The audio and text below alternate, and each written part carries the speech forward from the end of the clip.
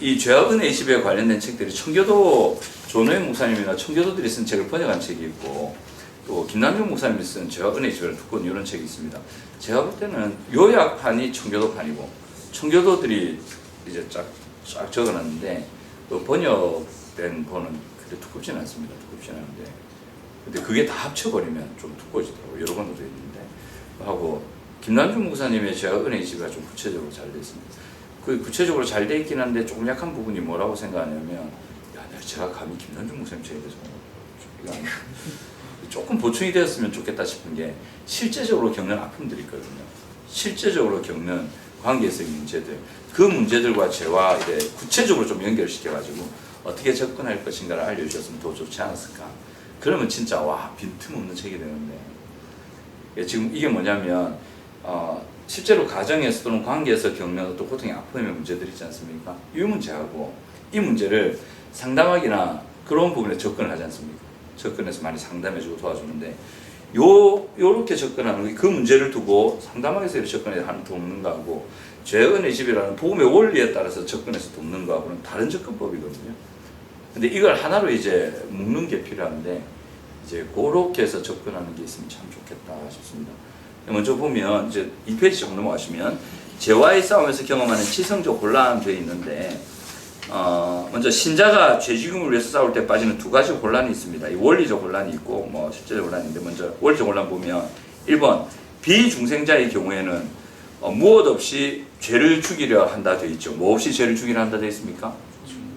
예, 중생 없이 죄를 죽이려 한다. 근데 이거는 하나님께서 의도하신 선이 아닌 낮은 차원의 선을 행할 수 있다. 근데 선악을 판단함으로 죄에 대하여 어느 정도 한가할 수는 있습니다. 그러니까 이 사람이 태어나면 그 사람은 그 양심이라는 게 있거든요. 양심이라는 게 있습니다. 양심이라는 게 있기 때문에 이게 하나님께서 정하신 선과 악에 대해서 두리뭉실하게는 압니다. 그러니까 도둑질하면 안 된다. 맞죠? 거짓말하면 안 된다. 맞죠? 그거를 일반 사람들도 다 알거든요. 다 압니다. 근데 이거는 모릅니다. 하나님을 망령되이 일컬으면 안 돼. 여호와를 경외해야 돼. 이거는 불신자들 모릅니다. 그러니까 그게 더 중요한데. 그러니까 거짓말하지 않는 이유가 뭐냐? 도둑질하지 않는 이유가 뭐냐? 그것은 하나님을 경외하기 때문이다. 이게 하나님을 경외하기 때문이다. 이게 불신자들은 안 됩니다. 그냥 불신자들은 도둑질하면 왜 안 돼요? 그 나쁜 거니까. 이 정도는 되는 거죠. 거짓말하면 왜 안 돼요? 나쁜 거니까. 그러니까 본성적으로 나쁘다고 느끼는 거죠. 그러니까 그게 낮은 수준의 도덕이라는 겁니다. 근데 이 정도는 불신자들도 다 가지고 있습니다. 그래서 그거에 대한 양심을 가지고 있기 때문에 저항을 하기는 하죠. 그죠? 하지만 그것을 일으키는 궁극적인 하나님을 대항하려는 그 성향은 이길 수가 없습니다. 그건 불가능한 거죠. 자, 요거와 함께 제가 꼭 이 시간 좀 언급해 드릴 게 뭐냐면, 자, 진도에 연연하지 않으셔도 됩니다. 제가 다음 재원의 집을 쫙 정리를 해가지고 구체적으로 이제 좀 과정을 만들어서 진행할 거니까 여러분 이거를 잘 아셔야 되는데 우리 영적으로 죽었다 그러잖아요. 여러분 잘 아실 겁니다. 근데 이걸 잘 모르시는 분들이 있더라고요. 그분들이 무지해서도 아니고 그게 어떤 거냐면 잘못 들었을 때 나중에 보면 잘못된 교리를 알았을 때 그래야 된다고 그러거든요. 영적으로 죽었다는 거 있지 않습니까? 영혼이 죽은 게 아니라는 거 아시죠? 영혼은 죽을 수 있는 진료가 아닙니다. 얘는 못 죽어요. 왜냐하면 하나님이 영이지 않습니까? 그 영으로부터 온 것이기 때문에 영은 죽지 않아요. 그러니까 성경에서 그러면 영적으로 죽었다는 말은 무슨 말이냐? 근데 어떤 분은 그러거든요. 영적으로 죽었었다. 근데 죽은 그 영을 살렸다 이렇게 표현하거든요. 진짜 죽었다. 그럼 영이 없는 거잖아요. 영혼이 없는 상태잖아요. 그러니까 영혼육이 하고 영은 없는데 혼은 살아있다 막 이래 얘기하는데 그게 말이 안 되거든요. 왜냐하면 영이 살아있기 때문에 절대제에 대한 감각이 살아있어요. 그러니까 불신자들도 신에 대한 감각은 있어요. 이 누미노제라는데 이게 하나님을 안 믿어. 자기는 신을 막 이렇게 하는데 어떤 극명한 어떤 사건에 접하거나 뭐 하면 절대자에 대한 어떤 감이 딱 나와요. 그러니까 인간은 본성적으로 절대자를 안다는 거지.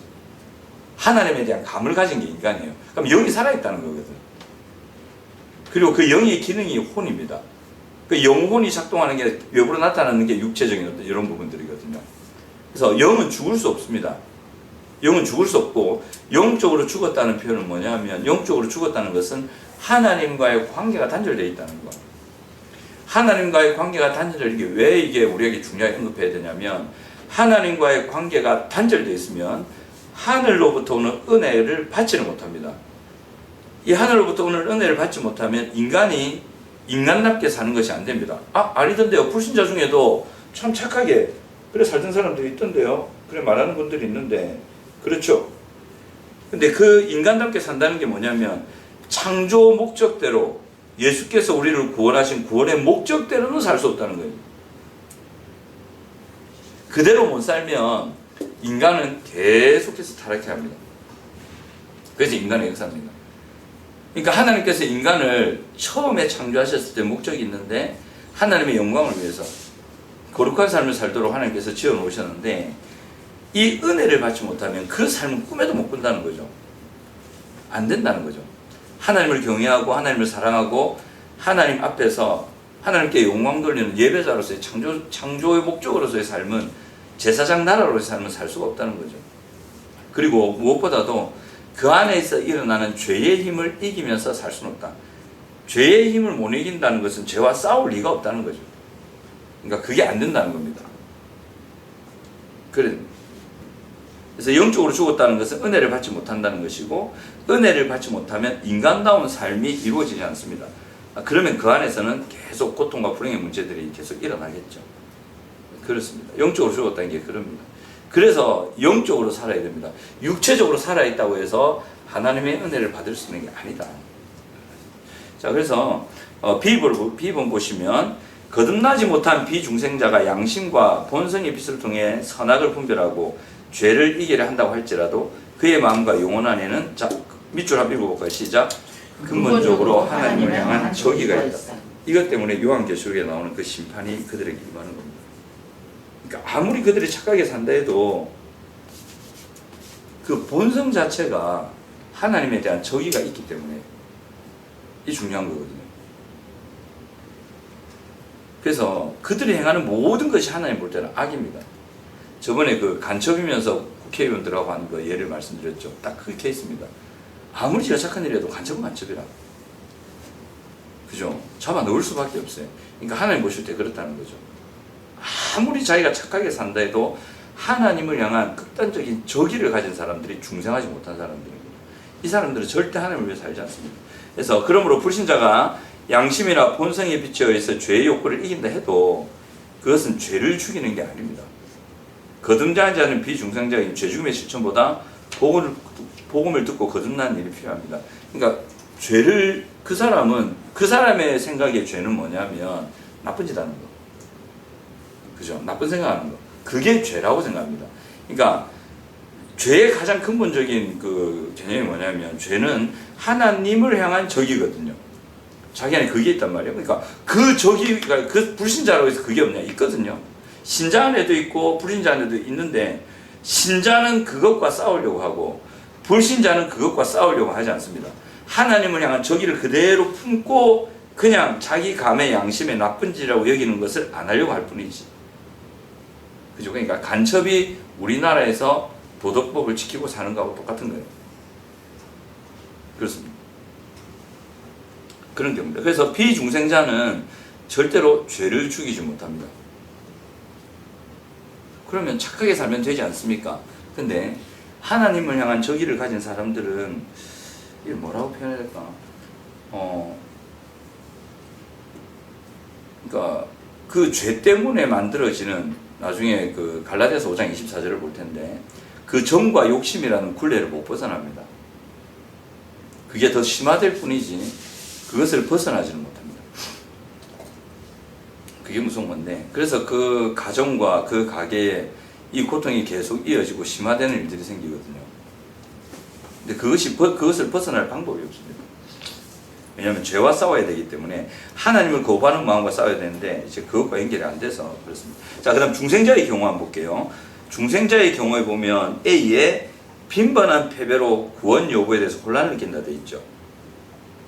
그죠? 이게 죄와 싸움에서 경험하는 신자의 지성적으로 혼란, 이게 뭐지? 이렇게 느끼는 것 중에 하나가, 중생자, 거듭난 사람의 경우에 죄와 싸우는데 빈번하게 패배합니다.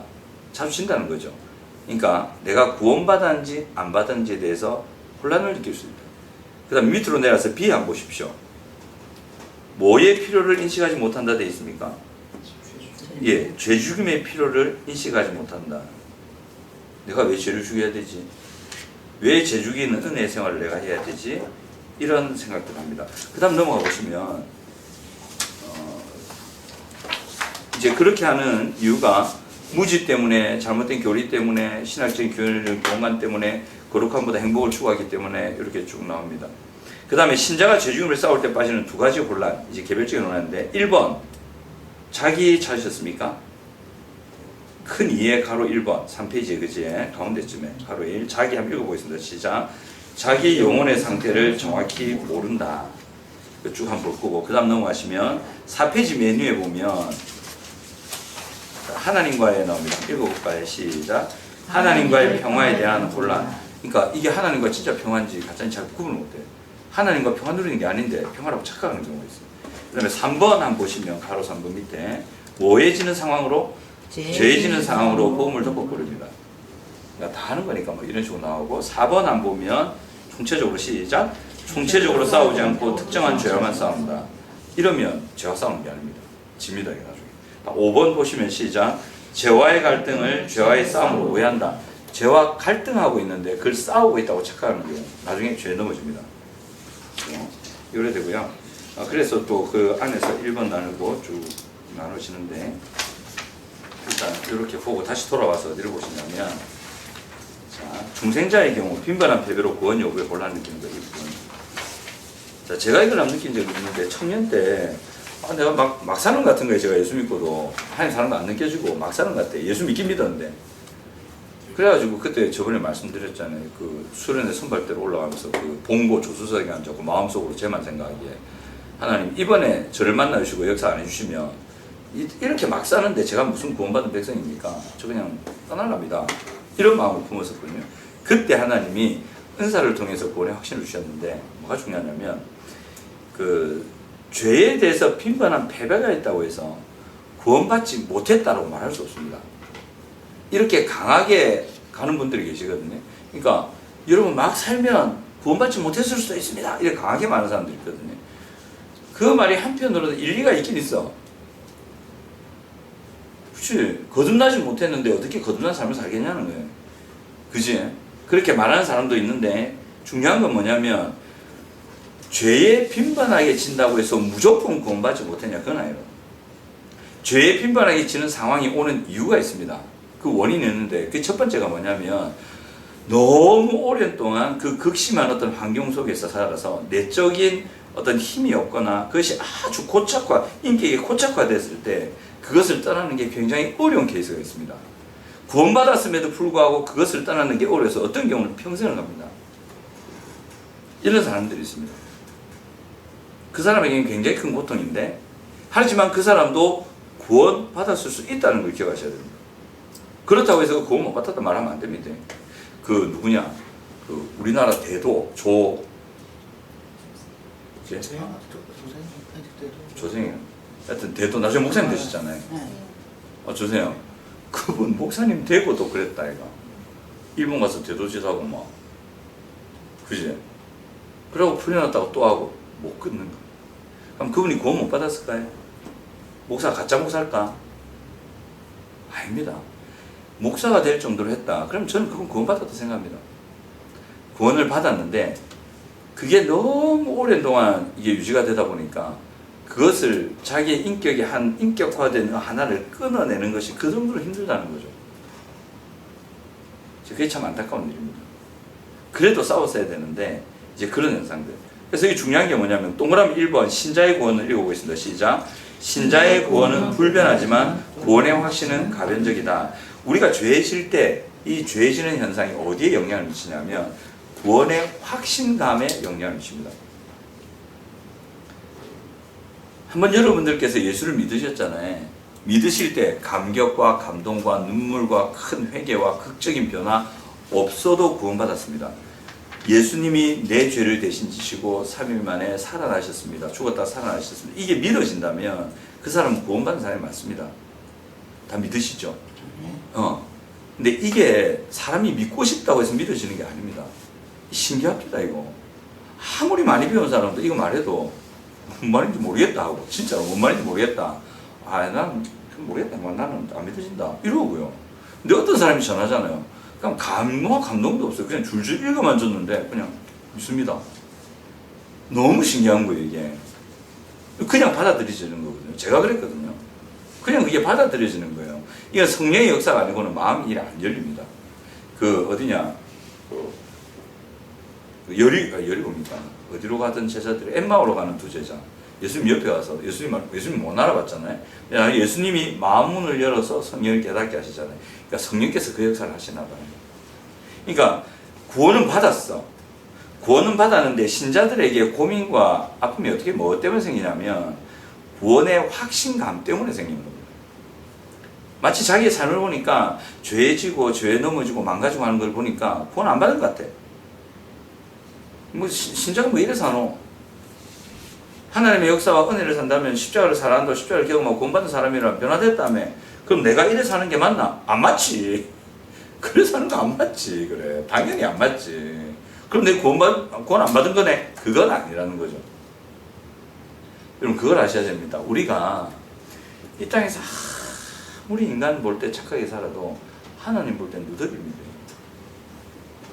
그건 잘 아셔야 됩니다. 그래서 우리는 하나님 앞에 갔을 때 내가 이렇게 살았느니 이만큼 헌신했느니 자랑 1도 못합니다. 아마 그날 앞에 가면 압니다. 그냥 그랬구나. 내가 자랑할 게 아무것도 없네.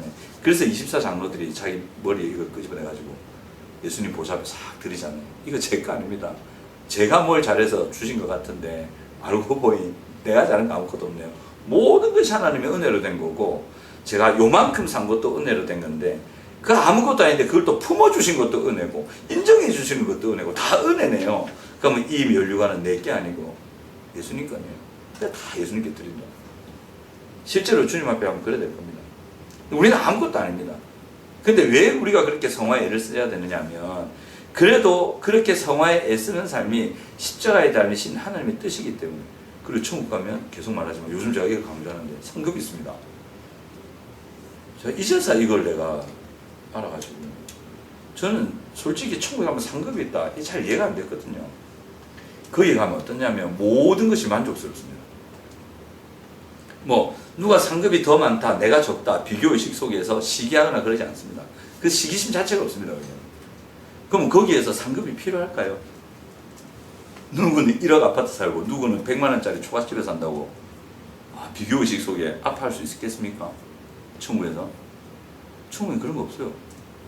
누구는 뭐 제네시스인가 타고 다니고 누구는 뭐 자전거 타고 다니고 그래서 난 자전거밖에 안 돼. 저 사람 좋겠다. 이런 거 있을까요? 천국에는 그게 없어요. 그게 있을 수가 없어요. 하나도 안 부럽다고. 하나도 꿀리지도 않고. 근데 왜 상급이 필요해? 저는 이게 이해 안 되시죠? 그죠? 저도 이해가 안 돼. 근데 상급은 있대. 있을 것 같으면 기왕이면 나는 받을래.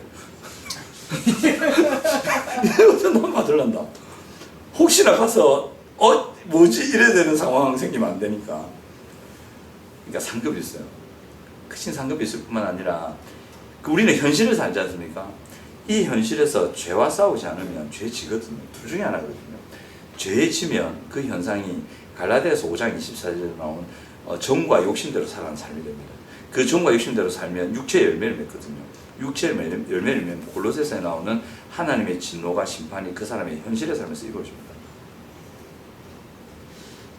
하나님께서 직접 진노하셔서 때리지 않으시더라도 그 사람의 인간에 만들어 놓은 그 원리에 따라서 그 사람은 고통과 불행을 이어가게 되어 있습니다. 그래서 우리는 무던히도 죄와 싸워야 됩니다. 특히 우리 아버지 되시는 분들, 저를 비롯해서 진짜 좋은 아버지 되어야 됩니다. 진짜 좋은 아버지 되어야 됩니다. 정말 필요합니다, 이게. 예수 잘 믿는 아버지 되어야 됩니다. 다음에 그 상담 관련해 좀 더 말씀드리면 칠레리가 말씀도 좋은데 정말 아버지가 좋아야 됩니다. 아버지가 죄에 지고 죄에 묶여있고 죄의 영향 속에서 그 정과 욕심이 살아나는 삶을 살면 분명히 잘못된 양육 태도로 아이에게 접근하게 되어 있습니다. 첫 번째, 죄와 싸우는 아버지가 되어야 되고, 그리고 그리스도 앞에서 예수님을 닮아가려고 몸부림치는, 그래서 예수님이 어떤 분인지 알아가려고 애쓰는 아버지가 되어야 됩니다.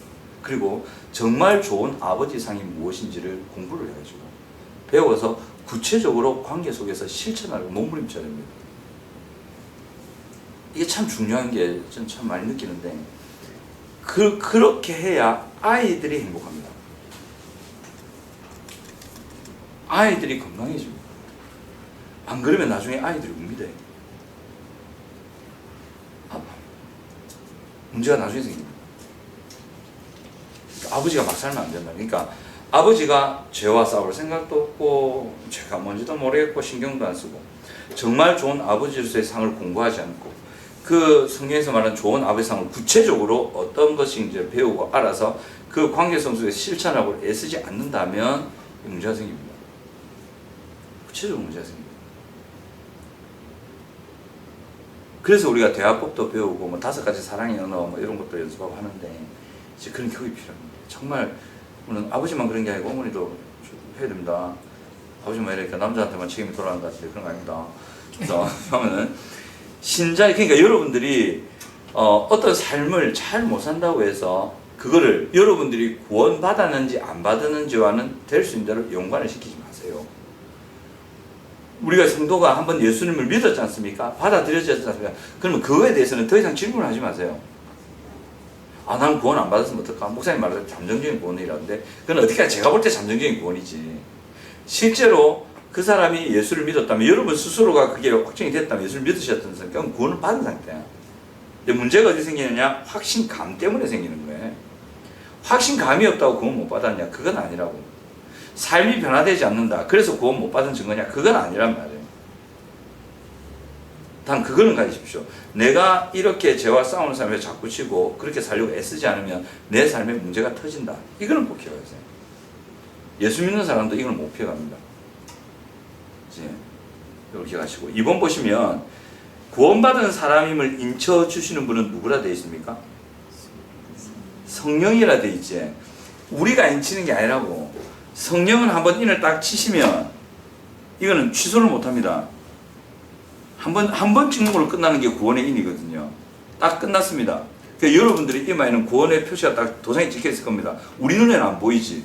뭐 엑스레이 무슨 자외선 핀다 안 보이지. 천국 앞에 가면 요 도장 딱 찍혀 있습니다. 뭐라 도장 찍으면 예수 점점 자기 이름 땡땡땡 구원 오케이 딱 그렇게 되어 있을 겁니다. 인 받은 자들 나오거든요. 나오는데 하여튼 인쳐주시는 분은 성령이다. 그런데 그 다음에 중요합니다. 그렇게 인쳐주시는 한번 읽어볼게요. 시작. 그렇게 인쳐주시는 성령의 역사를 감지하는 것은 뭐다? 인간의 마음이라고. 참 멋진 말이지. 성령이 인을 쳐주셨어. 너 구원받은 사람이야. 도장 다 확실하게 확정하셨단 말이에요. 근데 그 인쳐주심을 내가 감지한다. 예를 이런 거야. 진짜 실제로 성령님이 나타나셔가지고 우리 이마에 도장 한번 탁 찍고 하면 이상하잖아요. 늘 찍고 다니면. 그러니까 한번 찍으면 사라진단다. 근데 한번 느껴는 봐라. 그리고 이마에 팍 한번 이래 주시면 얼마 좋아. 땡 이래 맞으면 평생 안 해줄 거잖아요. 이거 1시간 뒤에 사라진다. 그래 괜찮아. 한번 찍히면 끝이야. 얼마나 좋아해. 근데 우리 몸에 찍는 게 아니라고. 우리 영에 찍기 때문에 잘 못 느낄 수 있는데, 근데 영혼에 이 구원의 역사가 들어갔다고 하면, 영에 있다고 하면 영과 혼은 연결되어 있기 때문에 혼이 지정의거든요. 그러니까 영의 상태를 느낄 수가 있다, 감지할 수 있단 말이에요. 그래서 그것을 감지하는 것은 인간의 마음이라는 거예요. 그래서 우리의 영과 혼의 상태가 잘 긴밀하게 바르게 하나님의 질산에 돌아가 있을 때는 마음에 구원의 확신감이라는 게 생깁니다. 아, 내가 구원받은 게 확실하구나. 특별히 어쩔 때 십자가의 사랑이나 하나님의 사랑이 깊이 느껴질 때, 그때는 뭐 구원의 뭐 불안이고 이런 거 없습니다. 무조건 예수님 감사합니다. 아멘! 이러고 뭐 구원의 확신감이 어디 있습니까? 뭐 나 확실히 구원받았지. 뭐 이렇게 딱 합니다. 근데 이게 늘 그런 게 아니잖아요. 초신자들은 처음 예수 믿고 잘 모르다가 한 번 딱 경험하거든요. 한두 번 경험하면 이게 그래도 의심이 들어요. 헷갈린다. 근데 이게 흔들리지 않는 경우가 어디까지 가면 되냐면 두 가지로 가면 됩니다. 교리의 부분하고 경험의 부분이 같이 딱 가잖아요. 그럼 흔들리지 않아요. 경험을 여러 번 하는 거예요. 권위 확실히 확 왔다가 감사합니다. 저를 이렇게 사랑하셨구나. 감격하다가 또 퍽 쓰러지고. 그래서 또 어떤 은혜의 기회가 돼서 또 감격하다가 푹 쓰러지고. 이게 계속 반복 되다가 그러면서 교리적으로 이런 내용을 배운단 말이에요. 그지? 우리의 삶과 구원시킨 거하고는 별 관계가 없다. 그러면서 이 두 가지가 같이 이렇게 잘 어우러져서 한동안 쭉 가잖아요. 그러면 저 비슷한 상태가 됩니다. 흔들리지 않아요. 구원받은 거에 대해서는 흔들리지 않습니다. 삶을 제대로 못 살아서 좀 하나님께 죄송하지. 그러니까 이제 하나님께 죄송한 마음을 가지는 거죠. 하나님 죄송합니다. 저 때문에 마음 아프셨죠. 이게 되는 거지. 예전에 이런 거죠. 딱 그렇게 무너지면 하나님 죄송합니다. 아니고 하나님 저 버리시겠네요. 나는 더 이상 공부하지 못하겠네. 이렇게 가는 거야. 이게 잘못 가는 거지. 그러니까 이 정도 오면 이제 하나님과 관계에서 하나님 죄송합니다. 제가 잘못했습니다. 또 저 때문에 마음 아프셨죠. 제가 바꾸겠습니다. 또 이래 가면 또 제 삶에 또 문제가 생기겠죠. 이러면 안 되겠죠. 제가 바꾸겠습니다. 이렇게 하나님과의 끊이지 않는 관계 속에서 가는 겁니다. 이렇게 될 겁니다. 아마 요렇게 쭉 가시는 분도 계시고. 그래서 어떤 자기의 삶의 어떤 문제나 변화되지 않는 모습 때문에 자기가 구원받지 못했다. 이런 그 불신이나 의심에는 잡히지 마시기 바랍니다. 그래서 내가 보세요. 그 지정의가 혼인데 지성과 감정과 의지는 제가 느낄 수 있는 거잖아요. 우리 안에 직접 안에 역동으로 일어나는 거잖아요. 근데 이 지정의가 하나님께 초점을 잘 맞추고 있고 하나님의 생각으로 하나님과 투명하게 교제가 잘 되는 상태고, 그죠? 죄된 생각이나 하나님이 원치 않는 감정이나 하나님이 원치 않는 의지의 방향이 아니라 하나님께서 원하시는 생각을 많이 하고, 또 하나님께서 기뻐하시는 것을 나도 기뻐하려고 애쓰고, 하나님이 바라시는 대로 내 바라는 걸 쭉 이렇게 늘 향하고 있으면 영의 구원받은 성령께서 은혜로 임재하시는 그 영의 상태와 우리의 혼의 상태가 잘 주파수가 맞거든요. 그러면 하나님의 사랑, 구원의 확신, 깨달음들이 더 잘 느껴진다. 그래야 됩니다. 그래서 저번에 말씀드렸던 수련회를 가면 이게 잘 느껴진다. 일단 죄된 환경과 단절되고 집중적으로 말씀이 들리고, 그치? 그런 환경으로 지정의가 딱 들어가기 때문에 이게 잘 다른 데보다는 훨씬 잘 느껴지는 일들이 있습니다. 자, 그 다음 3번 한번 볼게요. 신자 자신이 죄 지는 이유가, 자, 그 다음 읽어볼까요? 시작. 불순종으로 은혜의 원리를 떠났기 때문이라고 생각하지 않고, 그럼 계속 거듭나지 않았기 때문, 구원받지 못하기 때문이라고 생각하면 그 다음 실제적인 죄와의 싸움이 불가능하다. 그러니까 이제는 우리가 뭐라고 생각해야 되냐면, 우리가 여러분 죄 자주 지죠? 내만 그러나? 아니 저 하지 말고 자주 지잖아요. 근데 일에 푹 빠지면 모르잖아요, 그죠? 근데 자주 지지 않습니까? 자주 지는데 이 죄 지는 이유가 내가 거듭나지 않았기 때문이 아니라고. 한 번 예수 믿고 구원받은 사람은 죄 지는 이유는 거듭나지 못했다, 중생하지 못했다, 구원받지 못했기 때문이다. 그게 아니라고요. 왜 그러냐면 불순종으로 은혜의 원리를 자기의 지정의와 삶의 상태가 떠나 있기 때문에 그런 거거든요. 근데 이래 생각을 안 한다, 보통. 내가 구원받지 못해서 그런 거 아닌가? 이래 생각은. 이게 단순한 생각입니다. 그러니까 요 복음의 원리에 대해서 잘 모르면, 우리 보통 성도님들을 보면 이제 성경에 대해서 깊이 있게 아시는 건 아니잖아요. 그러니까 이 교리까지 잘 모르시거든요. 단순하게 생각을 하신다고. 왜냐면 단순한 지식의 수준밖에 전달 안 했어. 그분들이 머리가 나쁜 게 아니야. 공부를 안 한 것도 아니고, 목사들이 전달할 때 그까지만 전달한다고. 이 깊이 있는 원리를 자세히 잘 모르신단 말이에요. 오해에 잡히는 거예요. 내 삶이 안 되면 내가 한 배상 아닌가 봐. 이러면, 그러면 뭐까지 생각하냐면, 내가 교회 가서 뭐하노? 이까지 생각하신다. 그지? 이상하게 생각이 돌아가요. 그래서 결국 이 생각이 그렇게 딱 돌아가 버리면 죄와 안 싸웁니다. 내가 왜 싸우는데? 뭐 빨리 지고 빠는데 뭐 싸워 이길 수도 없고 공부하지도 못했는데 내가 뭐 이래 딱 나오거든요. 근데 그게 아니라 일단 구원받는 것은 변하지 않는다. 확정이고, 거듭났다. 싸울 수 있는 힘이 있고, 다시 회복하면 충분히 회복할 수 있다는 거 알고, 그러면 은혜의 원리로 돌아가는 게 맞구나. 내가 불순종하는 이유. 그래서 이 고통과 이 굴레에서 못 벗어나고 계속 이 고민과 갈등과 불안 가운데 있는 이유는 은혜의 원리를 떠났기 때문이다. 그럼 은혜의 원리로 돌아가면 되겠네. 하나님은 은혜로 오셔서 우리가 은혜의 원리로 돌아가면 한 방에 낫게 하실 수도 있다. 이 원리를 딱 아는 사람 돌아가죠. 이 원리를 이제 생각하셔야 된다고. 그러니까 우리 성도님들은 더 이상 내가 쓰러지고 무너지고 극심하게 미끄러질 수도 있습니다. 그때도 꼭 기억하세요. 구원받지 못한 게 아니에요. 제가 객관적으로 제가 판단해 드릴게요. 다 예수님 믿으시지. 그럼 제가 그 사실만 가지고 제가 아는 신학으로 딱 판단하면 여러분 구원받은 게 맞아요. 이 구원은 여러분들이 끌어당긴 게 아니고 성령께서 인을 쳐버리시는 상태라고. 변하지 않단 말이에요. 그러면 이 구원받은 이 상태는 절대 변하지 않아요. 우리가 무슨 짓을 해도 변하지 않아요. 여러분들이 하나님께 쌍욕을 해도 변하지 않아요. 변할 수가 없습니다. 이거 딱 변화되는 경우 한 케이스가 있어. 배교. 베드로가 한 건 배교는 아니었거든. 예수님한테 쌍욕을 했지. 지살라고. 근데 여러분들 가면 나 배교하면 없잖아. 구원받은 사람은 하나님이 배교까지 가게 안 하십니다. 배교 가면 구원이 취소될 뿐인데. 하나님은 한 번 구원받은 사람은 절대 구원을 취소 안 시켜요. 그 하나님의 굳은 의지입니다. 이거 못 바꿔요. 근데 그 사람이 만약에 진짜 배교로 뛰어들어가잖아요. 그럼 하나님 어찌 할까? 딱 두 가지다. 다리뭉대를 뿌려서 데려오든지 하나님 지기 푸든지. 그래서 총 데려가요. 무조건 총 데려가요. 하나님은. 그건 안심하셔야 돼요. 그러니까 여러분들의 구원은 취소되지 않는다고. 이거 확신하시기 바랍니다. 이거 확신하면 제가 여러분 볼 때 그겁니다. 그러면 이제 생각을 바르게 하셔야 되는 거지. 여러분들의 삶과 구원의 여부를 연결시키지 마세요. 진짜 어리석은 짓입니다. 그거는 그것과도 같습니다. 내 삶으로 구원받으려고 그래. 내가 착한 일을 해서 구원받으려고 그래. 그게 되나 그게 원리적으로 안 되는데 덩어리 자체가 죄인인데 뭔 삶으로 구원을 받노. 택도 없는 얘기지. 그러니까 십자가 연애로 된 거 아닙니까? 그러니까 삶으로 구원받으려는 그런 생각을 버리라. 그러니까 잘못된 영적인 책임감을 가지지 마시란 말이에요. 예수님이 이 책임 다 저쪽으로 갖다가 끄집어 당겨서 자기가 책임지려 한다니까. 이게 얼마나 어리석은 거네. 이제 그런 건 하지 마세요. 그러니까 어떻게 하셔야 되면 그건 아셔야 돼. 그대로 살면 문제가 생긴다. 이건 꼭 기억하셔야 돼. 이거잖아요.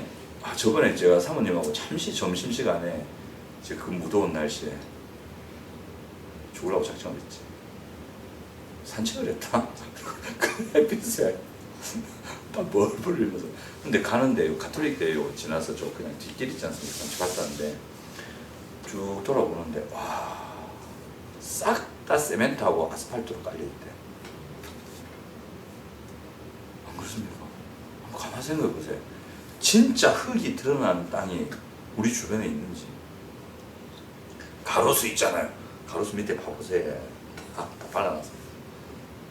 온 땅을 흙이 아니라 세멘트로 다 깔아놔서 아스팔트로 깔아놓고 한번 보십시오. 그거 생각하면 주변을 보세요. 어마어마하게 다 깔려있습니다. 덮어버렸습니다. 가면 인간의 병듭니다. 인간의 몸은 흙에서 왔잖아요. 흙에서 왔기 때문에 인간의 몸이 흙을 밟으면서 살 때 건강해요. 그래서 불치병 걸린 사람도 저 귀농이랍니까? 들어가잖아요. 생식하고 하다 보면 낫는 경우가 있다잖아요. 건강한 흙에서 난 건강한 것을 먹을 때에 몸은 흙으로 되어 있기 때문에 흙으로 만들어졌기 때문에 건강해지는 거예요. 그래서 몸의 근원은 흙이기 때문에 흙과 가까이 하면 건강해집니다.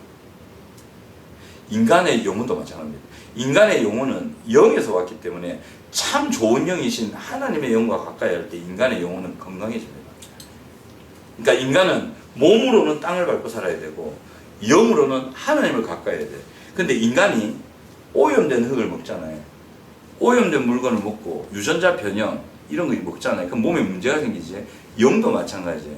이 영이 하나님이 아니라 다른 잡기들과 연결이 되잖아요. 이 영이 세속적인 가치관과 연결돼 버리잖아요. 그러면 병이 생기는 거예요. 그 사람 사고 체계 자체에 문제가 생기는 겁니다. 그러면 인간의 삶의 운명을 결정하는 건 몸이 아닙니다. 영이거든요. 영이 혼에 영향을 미치고 혼이 그 다음 모든 것을 결정하는 게 나는데, 그래서 내면이 병들어 버리면 다 망가지는 거예요.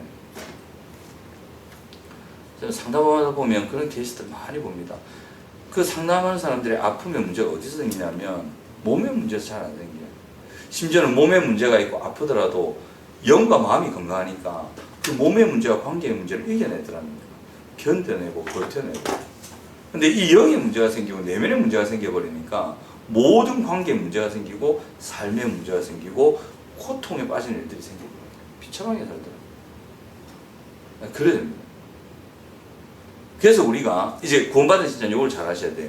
구원받은 성도도 몸을 딱 두고라도 영이 하나님을 가까이 하는 삶을 살 때 건강해집니다. 하나님을 가까이 하지 않으면, 하나님과 원하는 소통이 되지 않으면 악한 것들에 영향을 받기 때문에 반드시 그 인생에 문제가 생긴다는 걸 꼭 기억하셔야 돼요. 피할 수 없는 문제들입니다. 그래서 어떻게 하셔야 되면, 이게 뭐하고 비슷하냐면 사자인데, 여러분 사자라고. 근데 그 사자가 자기를 쥐라고 생각한다. 그럴 수 있잖아요. 맞지? 그러면 그 사자하고 고양이가 붙었다. 누가 이길까요? 고양이가 이기는 게라. 사자는 지가 쥐라고 생각한다고. 덩치 이따만한 게 고양이가 씨 온다고. 고양이 처음에 겁먹겠지. 사자 오니까 벌벌 떨 거 아닙니까? 근데 사자도 겁먹고 있어. 고양이 눈치 빠르다 이가. 바로 딱 저거 왜 저래? 저 이상하다 저거. 질 가서 툭 건드려 본다고. 그럼 사자 꿈찔하잖아요. 그럼 이거 뭐지? 툭툭 또 쳐볼까 이가. 그럼 막 숨어버리고 이러잖아요. 그럼 고양이 생각하지. 뭐 이상하다 이거. 이거 얘 이상한 애다. 먹자 이래 되지. 그래갖고 막 핥히고 막 집에 안 들어가면 다리 물고 막 이러겠지. 그래도 사자는 꼼짝도 못합니다. 왜냐하면 자기가 쥐라고 생각하거든. 신자가 이런 경우가 있다고.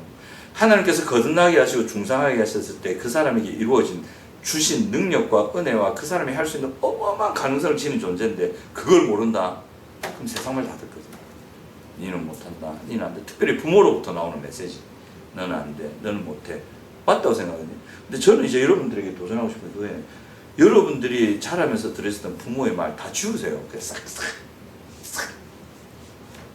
그렇게 생각했습니다. 그거 다 틀렸어. 싹 다 틀렸어라고 얘기하셔도 괜찮습니다. 물론 그 안에 맞는 것도 있을 수 있어요. 언제 맞는 거 골라낼래? 싹 다 틀렸다고 생각하세요. 제발 부탁드려요. 그런 생각을 하세요. 싹 다 틀렸고 지금부터 나에 대한 정확한 얘기는 성경에 기록되어 있다. 하나님께서 나에게 나라고 말씀하신 부분이 진짜다. 내가 어떤 존재고 무엇을 할 수 있고 무엇을 위해 살아야 되고 어떻게 살아야 되고 그래서 그 인생이 어떤 것이 이루어질 수 있는 어떤 것을 이룰 수 있는 존재가 된다. 확신하시기 바랍니다. 여러분 하나님께서 여러분들에게 직장 문제를 얘기하실 때 여러분들이 어떤 직장을 해야 된다라고 말씀하실까요? 여러분들이 예를 들면 결혼도 하셨지만 결혼 대상을 선정할 때 너는 이 남자와 이 여자와 결혼해야 된다 정해 주실까요? 그러면 그 직장을 향하신 결혼을 향하신 하나님 뜻은 뭘까요?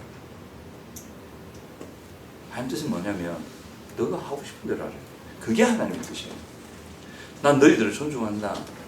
너희들 나름대로 재능이 있고 너희들 나름대로 할 게 있지 않냐. 하고 싶은 게 있지 않느냐. 분위기 잘 봐가지고 잘못할 선택하면 굶어 죽을 수도 있으니까 해라. 그거 잘 생각해라. 앞뒤 생각 잘해서 네가 스스로 선택해. 죄만 아니면 된다. 나쁜 것만 아니면 된다. 그게 하나님의 뜻입니다. 여러분들을 존중하고 여러분들을 격려하고 심지어 여러분들이 잘못된 선택을 할 때도 어쩌면 존중하실 때가 있습니다. 그 정도로 여러분을 존중하시. 그게 하나님의 뜻입니다. 그러니까 세상의 나에 대한 가르침, 부모가 나에게 심어줬던 그런 것들 다 이제 지우는 작업하셔야 된다. 싹 지우고 왜 그러냐면 그 메시지들 때문에 내 마음에 생겨져 틀들이 있거든요. 그 틀들이 여러분들의 삶의 틀을 만들고 있어요. 이 틀이 가정에서 관계에서 드러납니다. 평생 힘듭니다. 어떤 부분에서 너무 힘듭니다. 근데 이 틀이 어떻게 깨지냐면 내 안에 있는 나에 대한 어떤 틀이 깨질 때 그게 깨집니다. 그때서 이게 아니구나. 이렇게 내가 결정하는 게 아니네. 이렇게 행동하는 게 아니네. 그때서 알아집니다. 그래서 하나님께서 우리에게 뭐라고 하시는지 사자에게 사자라고 얘기하시거든요. 쥐한테 사자라고 절대 얘기 안 하십니다. 여러분들에게 사자라고 하시는 이유는 여러분들이 사자가 됐기 때문에 사자라고 하시는 거예요. 잘못 생각하면 안 돼요. 하나님은 이런 작은 존재인데 크게 부풀려서 그래 얘기하시는 건 절대 아닙니다. 하나님은 진실만을 얘기하시기 때문에 그렇습니다. 사도 바울이 말했던 내가 그리스도 안에서 모든 것을 할 수 있다잖아요. 자 보세요. 그 사람이 뭘 했는지 한번 보세요. 바울이 도대체 뭘 했는지. 그 사람은 전 세계를 뒤바꿔놨습니다. 어마어마한 일을 했습니다. 베드로가 어떤 일을 했는지 한번 보십시오. 베드로의 전통을 지금도 로마 가톨릭이 따르고 있습니다. 교황이 있잖아요. 미국 대통령보다 더 셉니다. 지금도 그렇습니다. 교황이 한마디 딱 하면 대통령 나라가 봅니다. 꼼짝도 못합니다.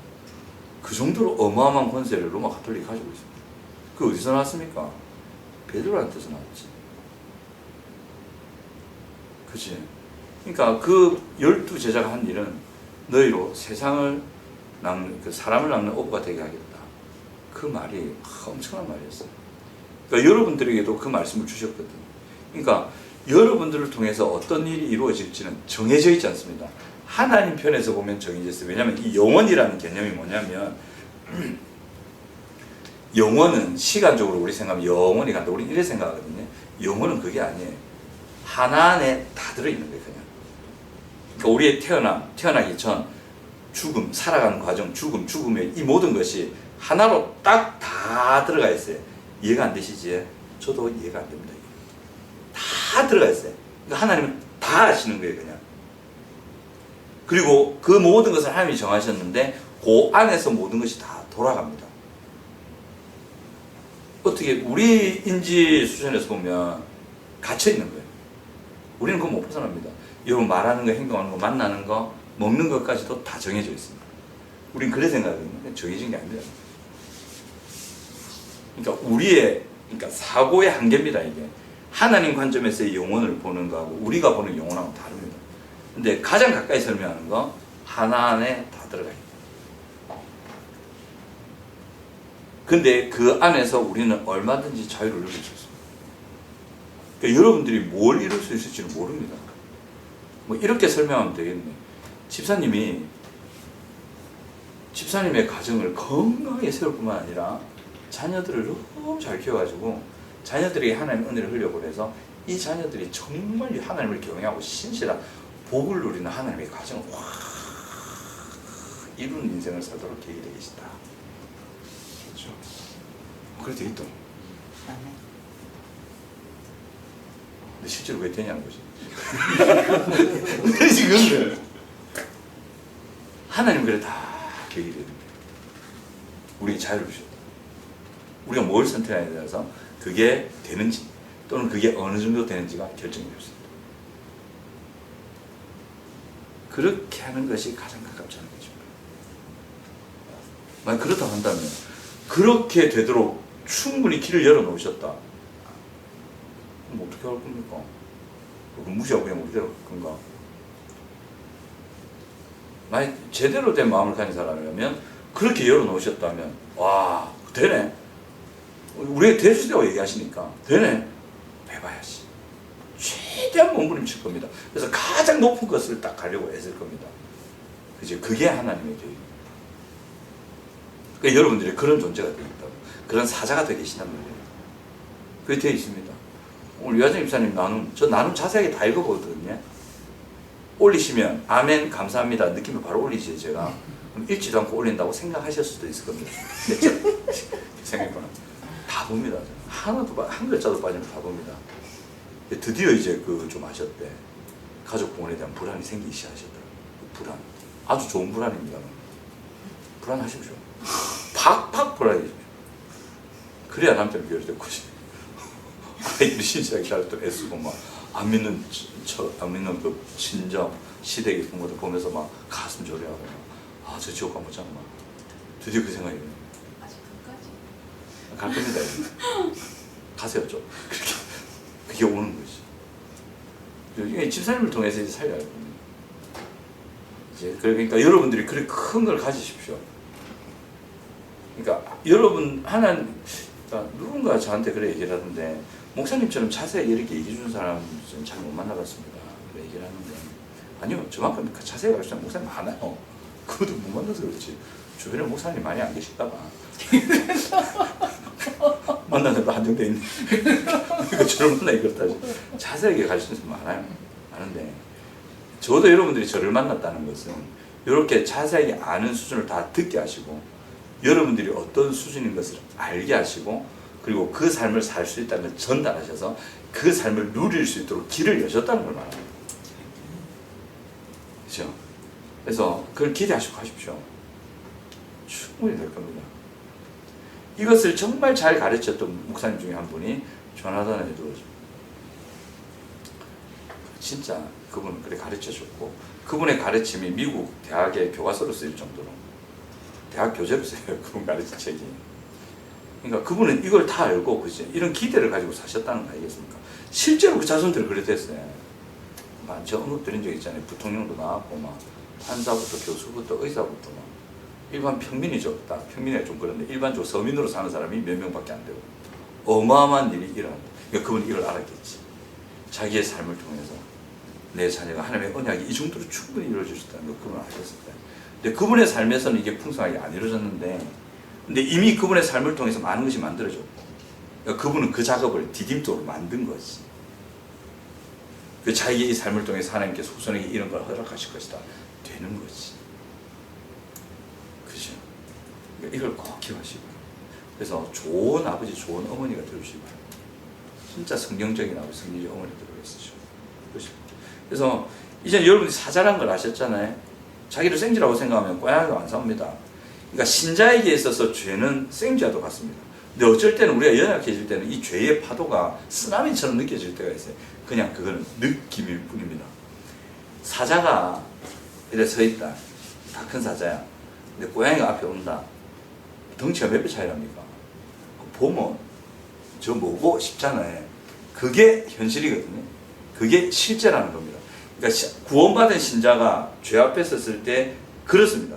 그게 실제인데 사자가 자기를 쥐라고 생각한다면 고양이 저 조그만 게 하면 오잖아요. 그게 쓰나미처럼 보입니다. 너무 무서워 이래 되는 거지. 그러니까 자기를 잘 모르는 신자는 죄 앞에 딱 서면 죄가 쓰나미처럼 보여요.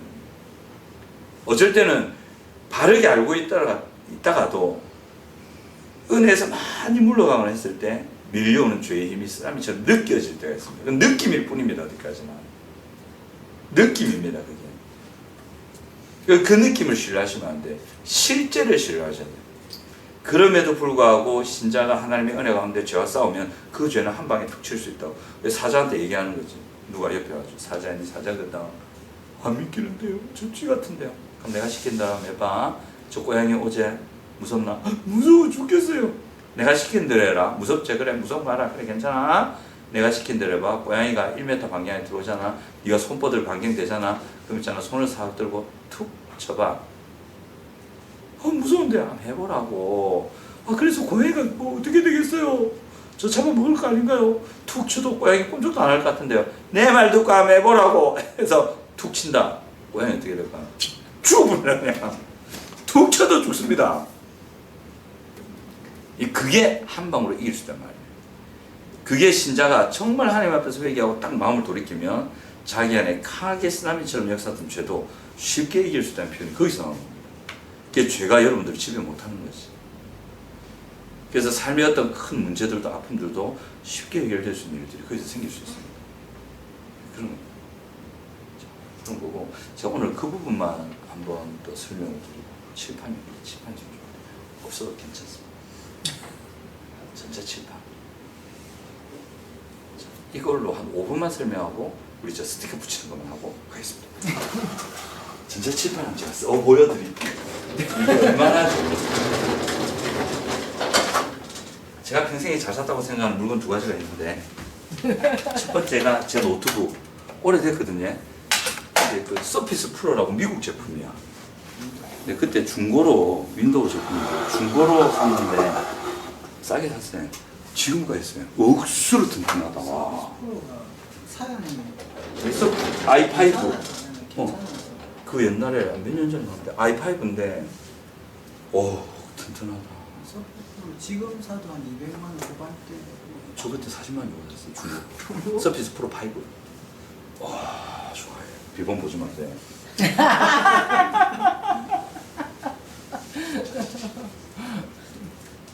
전자칠판치 좀 뜨자 빨리. 됐습니다. 자, 그 갈라디아서 5장 24절 한번 펴보십시오. 중요한 원리 하나 제가 말씀드릴 텐데.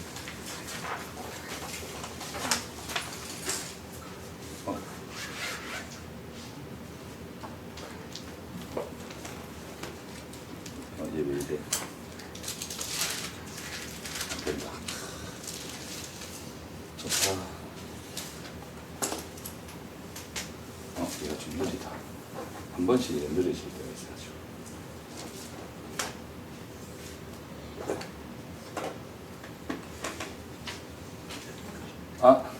왜 이래 너? 이렇게 하면 되지. 자, 갈라디아서 5장 24절 한번 읽어보실래요? 시작. 그리스도 예수의 사람들은 육체와 함께 그 정욕과 탐심을 십자가에 못 박았느니라. 그치? 거기 그리스도 예수의 사람들은 돼 있지. 자, 그리스도. 그리스도. 이거 껐다 켜야 되나? 한 번씩 이럴 때가 있더라고.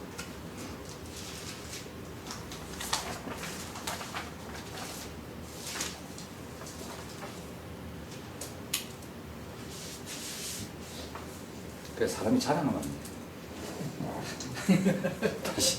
자, 설명 드립니다. 그리스도 예수의 사람들 돼 있지. 그리스도 예수의 사람들 1번 구원받은 사람. 의미가 두 가지를 보시는데 1번 구원받은 사람, 2번 죄와 싸우는 사람. 로마서에 말하는 영으로서 육신의 행실을 죽이려고 애쓰는 사람. 완벽한 사람이 아니고 이 교리 자체를 알고 복음의 원리를 알고 그렇게 살려고 애쓰는 사람. 그 두 사람을 말합니다. 일단 구원받은 사람. 넓게 구원받은 사람입니다. 구원받은 사람은 다 통하는 거예요. 두 번째, 또 그렇게 살려고 애쓰는 사람. 복음의 원리를 저가 애쓰는 사람. 그 사람들에게는 어떤 현상이 나타나냐면, 됩니다. 어떤 현상이 나타나냐면, 그 정과 욕심이 십자가에 못 박힌 상태가 나타나게 되어 있습니다. 자, 이 원리를 잘 아셔야 되는데, 이거를 뭐, 사람들 잘 적용을 못 하는데, 이 말씀 이해를 못 해. 정과 욕심 도대체 뭐냐는 거지. 그 십자가 못 박겠다. 그게 무슨 말이야? 그지? 근데 이 말씀이 제가 늘 말씀드렸지만 로마서를 키는 핵심 열쇠입니다. 갈라디아서는 로마서의 축소판이라는 얘기들이 참 많거든요. 들어보셨지? 갈라디아서는 진짜 로마서를 딱 축소해 딱 만들어 놓은 건데 그 안에 로마서를 탁 키고 딱 돌리면 열리는 키로 5장 24절 들어가 있어요. 이게 자, 그리스도 예수의 사람. 그러니까 이 구원받은 사람이지. 구원받고 복음의 원리로 살려고 애쓰는 사람, 요 사람들에게는 어떤 현상이 나타나냐면 정과 욕심 있잖아요. 이 정과 욕심인데 이게 이런 게 옮겨지기까지 한다. 자, 정 있잖아요. 이 정이 파데마노시니까 파데마입니다. 이게 원어로 이 멀티터치가 돼가지고 파데마입니다. 이 욕심이 에피드미아 주미인데, 자, 정이 뭐냐면 이 정이 겪어서 만들어진 걸 말합니다. 고통을 겪고 이런 거 다 포함하는데, 그러니까 어떤 사람이 이런 거 이제 뭔가를 계속 이렇게 겪는단 말이에요. 그래서 고통을 겪다 보면 그게 자기화되는, 자기 인격에 심기고 습관이 되고 구체적으로 그 말과 행동과 인격에 드러나는 그걸로 보시면 됩니다. 아주 자세히 들어가면 다행히 나올 수 있는데 일단 그걸로 보시면 돼. 그럼 우리 삶에 나타나는 어떤 문제 행동, 문제적인 말, 그러니까 이건 하면 안 되는 그런 나쁜 습관들, 또 관계에서 일어나는 그런 아주 자기에게 익어진 관계 양식들. 그지? 남자들로 따지면 아버지 같은 경우에는 가부장적인 태도. 예를 들면 무조건 자기가 맞다고 생각하는 틀. 내가 무조건 맞아, 너는 틀렸어. 남들은 다 틀렸는데 지는 끝까지 맞대. 저도 그런 거 많았거든요. 그런 것들. 또는 자녀들 아예 방임하고 유기하는 어떤 태도들. 그런 자기가 그렇게 살아왔으니까. 특별히 아버지 없이 큰 사람들이 보통 이런 게 있습니다. 자녀들이 어떻게 될지 몰라요. 그러니까 손 딱 놓고 있거든. 근데 이게 거꾸로 돼버리면 자녀에게 어떻게 해야 될지 모르니까 막 하는 거예요. 자기가 사랑이라 생각하고. 그런 것도 그 내적인 상태도 있습니다. 이 모든 게 상담에서 심리학에서 말하는 인간에게 드러나는 부정적인 생각과 삶의 양태, 모든 것들, 그걸 파데마라 볼 수 있어요. 그걸 일으키는 내적인 어떤 감정들과 내적인 힘, 그런 짜증남, 그리고 이렇게 되려는 충동들, 그 외부로 나타나는 그런 현상들과 함께 그것을 일으키는 내적인 충동들 있지 않습니까? 그것까지도 이 파데마라고 보시면 됩니다. 근데 이거는 하나님을 거역하는 그런 마음은 아니라요. 그러니까 예를 들면 알코올 중독이 있잖아요. 술 마시는 사람들. 근데 술이 마시면 개구신 되니까 하나님께서 결국 독주를 하지 말라는 그 뜻을 알고 아 이건 내 삶에 문제 일으키네. 그럼 술을 마시면 안 되겠네. 이 마음 있지 않습니까? 술을 딱 안 마시려고 해요. 안 마시려고 하니까 바로 술을 마시고 싶어요. 하나님이 싫은 건 아니에요. 하나님이 싫은 건 구원받은 사람인데 하나님이 싫은 건 아니에요. 하나님의 뜻이고 하나님 말이 맞다 이렇게 생각하는데 그래도 마음에서 술 마시고 싶은 마음의 욕심이 막 일어나잖아요. 그런 거 있잖아요. 여러분들 뭐 죄 지을 때 하나님 미워합니까? 그런 거 아니잖아요. 근데 그걸 하고 싶은 욕심이 막 일어나잖아요. 그 욕정, 이게 바데마입니다. 또 그것을 실제로 하려고 하고 드러나는 게 바데마라고 보시면 됩니다. 그지? 그리고 에피듀미아가 뭐냐면 이게 죄 본성인데 이 에피듀미아가 바데마를 일으킵니다. 결국 그 욕심이 많이 일어날 때 보면 하나님을 사랑하고 깊은 은혜에 들어가도 이 욕심이 사라지잖아요. 진짜 흔적처럼 남아가지고 흉터처럼 탁 남아가지고 하나님을 깊이 사랑하고 회개할 때에도 이게 스물스물 살아나는 현상이 있고 어쩔 때는 이 하나님을 향한 사랑이 식어질 때가 있어요. 성도들이 은혜 생활 잘하고 나면 그 식어지잖아요. 그때 이 욕심이 이 욕정들이 막 올라옵니다. 이제 올라오는데 하나님을 막 미워하고 이런 건 아닌데 하나님의 뜻을 향하는 게 싫어질 때가 있어요. 이게 막 서로 상호작용하는데 그런 하나님에 대한 근본적인 적대감, 반감, 대적함 이게 신자 안에도 있지 않습니까? 요 두 가지 힘 결국 이것이 근본이 돼가지고 요게 드러나는 거거든요. 이 힘이 없다면 이 욕정도 안 생길 겁니다. 성령의 소욕만 있지 육체의 소욕이 있을 리가 없다고. 이 말씀 위에 쫙 보면 육체의 소욕과 성령의 소욕이 딱 구분돼서 나옵니다. 그치? 그러니까 하나님을 향한 그 적대감, 아주 근원적인 죄의 힘이 실제로 우리가 느끼는 요 정의 힘들을 느끼게 만들어요. 근데 요거 있잖아요. 요거는 잘 모릅니다. 아주 깊은 곳에 이 죄 원형이라고 하거든요. 이 죄 원형이 탁 자리 잡고 있는데 이 원형을 느끼기는 보통 어렵습니다. 이거 느끼는 사람이 사도 바울입니다. 정말 정결하게 살았기 때문에 그 사람은 이걸 다 치고 살았기 때문에 가지를 다 쳐보니까 굵은 줄기까지도 다 쳐보니까 남는 거 둥치 않았다는 거예요. 이거는 죽을 때까지 안 빠지거든요. 사도 바울이 그걸 발견한 거예요. 자기 안에 그게 있구나. 뺄래도 뺄 수 없는 하나님을 향한 거부감. 그렇게 십자가의 사랑을 알고 하나님을 사랑하는 자기 안에도 여전히 육체로 살아있기 때문에 남아있는 그 무서운 둥치를 사도 바울은 본 거예요. 근데 우리는 못 봐요. 모르겠습니다. 여러분들 중에 사도 바울 수준까지 갈 사람이 있을지 않아. 저는 안 보고 싶어요. 너무 무서운 실체가 돼가지고 진짜 무서운 실체. 아마 이거 보면 죽고 싶을 겁니다. 내가 이런 인간이었나? 이렇게 무서운 경향을 내가 가지고 있었나? 이렇게 혐오스럽고 이 무시무시한 성향을 내가 가지고 있었나? 이걸 발견하는 순간 죽고 싶을 겁니다. 진짜 죽어버릴 수도 있습니다. 너무 무서워가지고. 근데 보통 인간들은 이거 발견 못합니다. 근데 이게 뭐로 나타나면 이걸로 딱 나타나요. 이걸로 알 수가 있습니다. 이것의 정도에 따라서 안에 내 영혼의 상태가 어떤지 알 수가 있습니다. 그래야 되거든요. 근데 요거 있잖아요. 이게 있는데 다 있잖아요. 이게 있는데 뭐라고 하냐면 이게 어디에 못 박혔다? 좋다. 축 쏟아야 된다. 십자가에 아이고야 멀티가 되니까 지금 떨어져요. 십자가에 못 박았느니라 되어 있습니다. 이거를 영어 성경에서는 하나같이 뭐로 어떤 시제로 표시하냐면 이 시제를 현재 완료형으로 다 표시합니다. 킹제임스 버전도 그렇고 NIV도 그렇고 뉴킹제임스도 마찬가지일 겁니다. have pp, have crucified 이렇게 딱 나오거든요. 하나같이 현재 완료형으로 다 해석을 해요.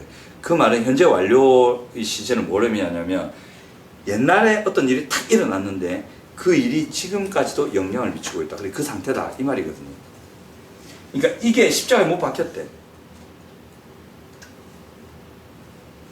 우리의 느끼고 우리가 경험하는 거 일단 떠나서 생각해 보십시오. 원리를 뭐라고 하냐면 이 정과 욕심이 십자가에 못 박혔대. 이렇게 딱 얘기하면 이제 고개가 딱 갸우뚱되는 거예요. 이게 뭐지? 딱 이래 되는 거예요. 이게 십자가에 못 박혔다고? 예전에 십자가에 못 박힌 상태가 지금까지 온다고? 근데 십자가에 못 박혔는 상태가 어떤 상태를 말하냐면 얘들을 죽여놨다는 거예요. 그러니까 이걸 또 잘못 오해. 나 죽여놨으니까 없어졌다고 착각하는 거예요. 그럼 나는 깨끗한 인간이다. 희한한 생각을 한다고. 여기서 죽여놨다는 표현이 뭐냐면 힘을 못 쓰게 만들어놨다. 그러니까 이것들이 더 이상 너를 지배하지 못할 거야. 근데 우리가 보통 경험할 때 보면 이런 것들이 우리를 지배하는 것처럼 느끼잖아요. 마치 내가 매몰되고 함몰되고 쓰나미 것처럼 밀려갖고 내가 확 빠져드는 것 같고 그렇게 느끼잖아요. 그럼 우리는 느낌일 뿐. 원리적으로는 그게 아니란 거지. 꽝이는 꽝이라는 거지. 니는 사자고. 자기가 쥐로 생각하니까 무서웠다는 거지. 그러니까 그게 아니라는 거예요. 이제 이게 꽝이다. 실제로 사자 앞에 킹콩 같은 게 튀어나온다. 키 10m에. 그럼 사자도 겁나겠지. 근데 킹콩 같은 존재였는데 그 킹콩 같은 존재 허리를 확 꺾어놔가지고 힘을 못 쓰게끔 펑펑 하기는 하는데 사자가 가서 툭툭 쳐도 어떻게 안 되는, 그러니까 더 이상 사자도 무서워할 필요가 없는 킹콩, 그런 상태로 만들어 놨다는 거예요. 힘을 못 쓰게끔 만들어 놨다는 거예요. 살아는 있어. 이 둥치가 그대로 있다고. 사도 바울도 이 원형을 보고 너무 자기에 대한 실망과 내 존재가 이랬나, 십자가의 은혜가 아니고는 내가 살 수 없겠네, 그러므로 그리스도 예수 안에 있는 자에게는 결코 정죄함이 없네, 주님의 사랑이 나를 구원했네, 딱 이게 되는 거예요. 이걸 쳐놨거든요. 원리적으로 이 십자가에 못 박아놨다고. 아멘. 이 상태가 그리스도인 구원받은 사람들은 돼 있단 말인 거예요. 이게 로마서를 푸는 열쇠입니다. 이래 돼 있기 때문에 죄가 더 이상 너희를 지배하지 못할 것이다. 더 이상 너희는 몸의 사욕에 순종하지 말고, 이 말을 할 수가 있는 거예요. 만약에 이게 십자가에 못 박힌 상태가 아니라면 사도 바울 너희들이 더 이상 몸의 사욕에 순종하지 마라, 지지 마라, 이 말 못합니다. 왜냐하면 인간은 존재상 이 성향을 그대로 가지고 있기 때문에 이게 강한 힘으로 작용하고 있다면 이건 못 벗어납니다. 성령의 열매를 맺긴 뭐 열매를 맺어? 맺을 수 없습니다. 이게 종교개혁자들이 발견한 거였어요. 종교개혁자들은 자기의 기도와 자기의 경건으로 이걸 이기려 했거든. 그러니까 실제로는 예수 믿고 구원받은 사람 안에 이게 실제로 이루어져 있었는데 이 원리를 모르니까 마치 이게 쓰나미처럼 늘 느껴졌다고 해요. 근데 이걸 이겨야 돼. 하나님을 믿는 사람은 이겨야 된다고 알고 있었기 때문에 죄를 떠나고 성화의 열매를 맺어야 된다고 알고 있는데 이 원리가 열리지 않은 상태였다고요. 믿음으로 이게 열린다는 걸 모르는 상태였단 말이에요. 그래서 뭘 했냐면 고행하고 기도하고 금식하고 성경 온갖 경건 훈련을 다 해봤다고. 그래도 안 되는 거예요.